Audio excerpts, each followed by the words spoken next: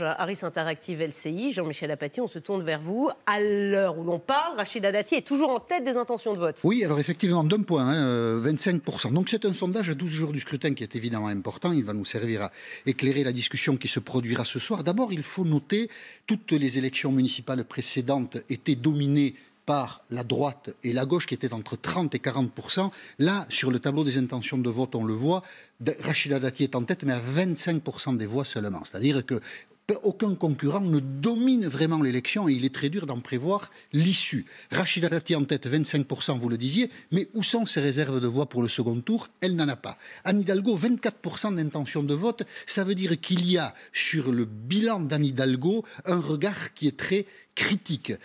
Évidemment, si droite et gauche sont si bas dans cette élection parisienne, ça veut dire que quelqu'un a dû se faire une place et c'est La République En Marche. Si vous additionnez les voix d'Agnès Buzyn et de Cédric Villani, c'est 25% du potentiel électoral en intention de vote, mais c'est très loin, là aussi, de ce qu'a recueilli Emmanuel Macron ou même aux européennes Nathalie Loiseau, c'est-à-dire les candidats de La République En Marche, c'était à peu près 35% des suffrages. Donc vous voyez, là aussi, il y a beaucoup de pertes et pour personne, on ne voit ici se dessiner de second tour.